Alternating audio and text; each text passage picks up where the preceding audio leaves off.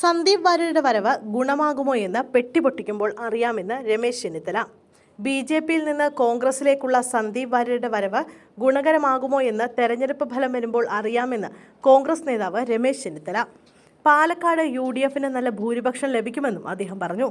ചേലക്കര സർക്കാരിനെതിരായ വിധിയെഴുത്താകുമെന്നും രമേശ് ചെന്നിത്തല പറഞ്ഞു.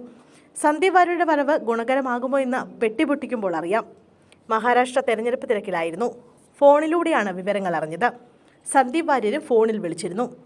RSSന് ഭൂമി വിഷയം സന്ദീപിനോട് തന്നെ ചോദിക്കണം. പാലക്കാട് നല്ല ഭൂരിപക്ഷം UDFന് ലഭിക്കും. ചേലക്കര സർക്കാരിനെതിരായ വിധിയെഴുത്താകുമെന്നും രമേശ് ചെന്നിത്തല കൂട്ടിച്ചേർത്തു. ഭരണഘടനാ വിവാദ പരാമർശത്തിലെ ഹൈക്കോടതി വിധിയിൽ മന്ത്രി സജി ചെറിയാൻ ഉടൻ രാജിവെക്കണമെന്നും അദ്ദേഹം ആവശ്യപ്പെട്ടു. രാജി ആവശ്യപ്പെട്ട് സമരത്തിലേക്ക് പോകുമെന്നും അദ്ദേഹം പറഞ്ഞു.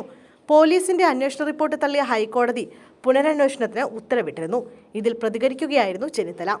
അതേസമയം പാലക്കാട് ഉപതെരഞ്ഞെടുപ്പിൽ UDFന് പൂർണ്ണമായ ആത്മവിശ്വാസമെന്ന് കോൺഗ്രസും അറിയിച്ചു. 12,000-നും 15,000-നും ഇടയിൽ ഭൂരിപക്ഷം നേടി രാഹുൽ മാങ്കൂട്ടത്തിൽ വിജയിക്കും. കൽപ്പാത്തിയിലെ 72 BJPക്കാർ വോട്ട് ചെയ്തില്ലെന്നും ഷാഫി പറമ്പിൽ പറഞ്ഞു. UDF ശക്തി കേന്ദ്രങ്ങളിൽ വോട്ട് കുറഞ്ഞില്ല. പാലക്കാട് നഗരസഭയിൽ 8% വോട്ട് കുറഞ്ഞെന്നും VK ശ്രീകണ്ഠൻ MP പ്രതികരിച്ചു. K സുരേന്ദ്രന്റെ പ്രഖ്യാപനങ്ങളെല്ലാം പൊള്ളയാണ്. 3ാം സ്ഥാനത്തിന് വേണ്ടിയുള്ള മത്സരത്തിലായിരുന്നു LDFും BJPയും. പാലക്കാട് നഗരസഭയിൽ UDF ലീഡ് നേടുമെന്നും VK ശ്രീകണ്ഠൻ MP പറഞ്ഞു.